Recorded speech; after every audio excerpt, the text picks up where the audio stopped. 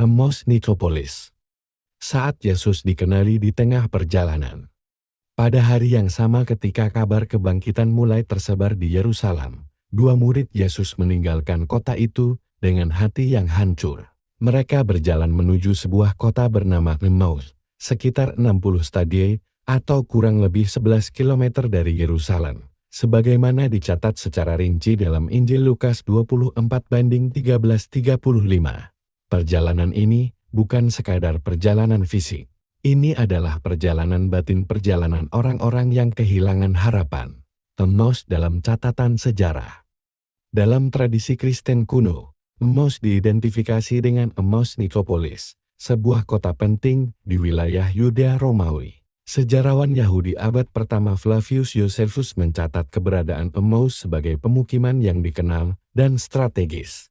Pada abad ketiga dan keempat, para bapak gereja seperti Eusebius dari Kaisarea dan Santo Hieronymus menguatkan identifikasi Emmaus dengan Nikopolis, kota yang kemudian dikembangkan oleh Kekaisaran Romawi dan menjadi pusat Kristen awal. Hingga hari ini, lokasi ini berada di wilayah Israel modern dan dikenal sebagai Emmaus Nikopolis National Park, dengan sisa gereja Bizantium, jalan Romawi, dan situs ziarah Kristen Yesus hadir, tapi tidak dikenali. Di tengah perjalanan itu, Yesus yang telah bangkit mendekati mereka dan berjalan bersama mereka. Fakta penting dicatat Injil. Tetapi ada sesuatu yang menghalangi mata mereka, sehingga mereka tidak mengenal Dia.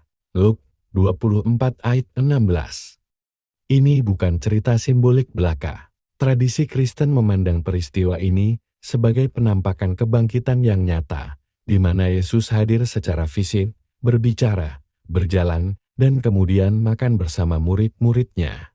Yesus menjelaskan kitab suci dari Musa hingga para nabi tentang Mesias yang harus menderita dan kemudian dimuliakan. Ini menunjukkan bahwa kebangkitan Yesus tidak terlepas dari sejarah dan nubuat, melainkan penggenapan nyata dari kitab suci Ibrani. Makan bersama di Emmaus.